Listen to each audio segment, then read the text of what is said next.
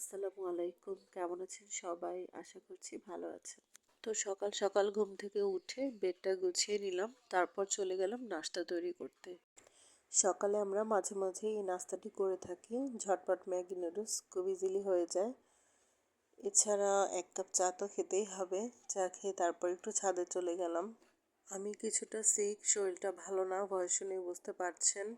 ঠান্ডা লেগে গেছে প্রচণ্ড পরিমাণে, যার কারণে নাকে নাকে কথা বেজে আসছে। ভাবলাম তাই একটু রোদে যাই, বসে থাকি কিছুক্ষণ আর কিছু সবজি নিয়ে আসি। তো দেখুন এখানে কিন্তু অনেক সুন্দর সুন্দর গাছ রয়েছে, সবগুলোই আমার শ্বশুরের হাতে লাগানো। উনি গাছ লাগাতে বেশ পছন্দ করেন। তো এখানে কিন্তু অনেক রকমের গাছই আছে। দেখুন মাশাল্লাহ কত বড় বড় লাউ হয়েছে, দেখতে কিন্তু ভীষণ ভালো লাগছে নিজেদের গাছের। এখানে দেখুন ছোট ছোট টমেটোও হয়েছে, মাশাল্লাহ। এসব সবজি দেখতে নিজেদের হাতে লাগানো বেশ ভালো লাগে কিন্তু। তো আমি গাছ থেকে কিছু পুঁইশাক পেড়ে নিয়ে গেলাম। আজকে এই শুটকিটা দিয়ে রান্না করব। এটা হচ্ছে চ্যাপা শুটকি, আমার হাজব্যান্ড কক্সবাজার থেকে এনেছিল।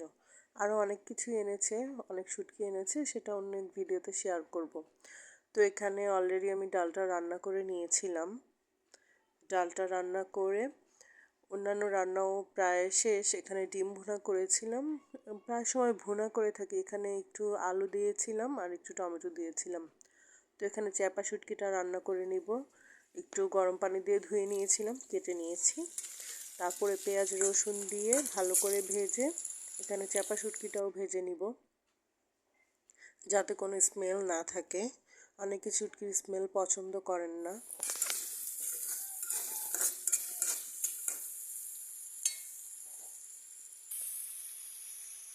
শুটকিটা ভেজে সব মশলা দিয়ে এখানে আমি হচ্ছে পুঁই শাকটার সাথে 2টা আলু দিয়েছিলাম কুচি কুচি করে কেটে, সেগুলো অ্যাড করে নিচ্ছি, সুন্দর করে মিক্স করে নিচ্ছি। এভাবে করে আস্তে আস্তে রান্নাটি করে নিব। তো শুটকিটা কিন্তু বেশ মজা লেগেছিল। তো আমার অনেক নতুন নতুন বন্ধু কিন্তু আমার সাথে অ্যাড হয়েছেন, সবাইকে অনেক অনেক ধন্যবাদ। এভাবেই আমার পাশে থাকবেন। তো যদি ভিডিওগুলো ভালো লেগে থাকে, যারা ভিডিও দেখে থাকেন, অবশ্যই আমার চ্যানেলটি সাবস্ক্রাইব করে আমার পাশে থাকবেন। আমিও চেষ্টা করব সবার পাশে থাকার জন্য। রান্না কিন্তু এখানে প্রায় শেষ, কিছুটা ভেজে নেব। ভাজা ভাজা করলে রান্নাটা আরও বেশি মজা হয়, মাখা মাখা একটা ভাব আসে। আমি কিন্তু আজকে এই শুটকি দিয়েই ভাত খেয়েছিলাম, এতটাই মজা হয়েছিল যে অন্য কিছু খেতে ইচ্ছা করেনি। তো এখানে শুটকি দিয়ে খুব মজা করে লাঞ্চটা করলাম।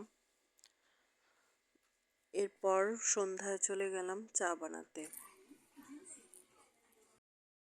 তো চা খেতে খেতে আজকের ভিডিওটি শেষ করছি এখানেই। ধন্যবাদ সবাইকে। আল্লাহ হাফেজ।